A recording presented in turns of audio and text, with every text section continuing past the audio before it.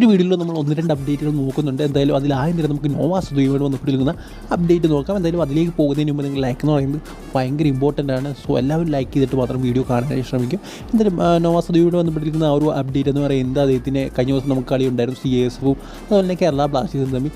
അതിൽ ഏതാണ്ട് 7 ഗോളുകളാണ് കേരള ബ്ലാസ്റ്റേഴ്സ് നേടിയത്. അതിലൊരു ഹാട്രിക്ക് നമ്മുടെ നോവാ സദുവി നേടിയിരുന്നു. എന്തായാലും ആ ഒരു കളിയിലെ മികച്ച താരമായിട്ട് ഇപ്പോൾ നോവാ സദുവിയെ തിരഞ്ഞെടുത്തിരിക്കുകയാണ്. എന്തായാലും കോയിൻ പേപ്പർ അവിടെ ഓപ്ഷൻ ഉണ്ടായിരുന്നു, അതുപോലെ തന്നെ നോവാ സദുവി ഓപ്ഷൻ ഉണ്ടായിരുന്നു. സോ ഇവരിൽ ആരാകും മികച്ച താരം എന്നതിനായിരുന്നു പോരാട്ടം. ഹാട്രിക് നേടിയതുകൊണ്ട് തന്നെ മിക്കവാറും നോവാ സദുവി ആകുമ്പോൾ നമുക്ക് ഏതാണ്ടൊക്കെ ഉറപ്പുണ്ടായിരുന്നു. അതുപോലെ തന്നെ നമ്മുടെ കോയിൻ പേപ്പറേയും കുറേയധികം അസിസ്റ്റുകളും ചെയ്തിരുന്നു. സോ എല്ലാം കൂടി നോക്കുകയാണെങ്കിൽ ഡിസർവിങ് ആണ് കോയിൻ പേപ്പറെ അതുപോലെ നോവാ സദുവിയും. പക്ഷേ അവർ തിരഞ്ഞെടുത്തത് നോവാ സദുവിയാണ്.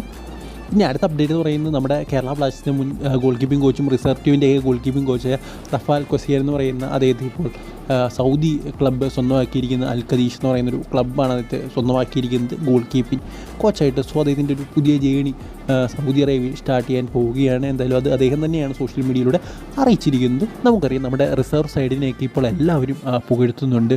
അവിടുന്ന് വന്ന പല താരങ്ങളും അസറാണേലും ഐബനാണേലും സച്ചിൻ സുരേഷ് ആണേലും എല്ലാവരും മികച്ച രീതിയിലാണ് കളിച്ചുകൊണ്ടിരിക്കുന്നത്. സോ അവിടെയൊക്കെ കോച്ച് ചെയ്ത വ്യക്തിയാണ് ഈ ഒരു റഫയും അതുപോലെ തന്നെ തോമസ് ടോഷ് എന്ന് പറയുന്ന ഒരു വ്യക്തിയൊക്കെ. എന്തായാലും അതിന്ന് റഫ ഇപ്പോൾ സൗദി ക്ലബ്ബിലേക്ക് പോയിരിക്കുകയാണ്. എന്തായാലും റിസർവ് സൈഡിനൊരു തീരാ നഷ്ടം തന്നെയാണ്, പ്രത്യേകിച്ചും ഗോൾ കീപ്പിംഗ് ഡിപ്പാർട്ട്മെൻറ്റിൽ.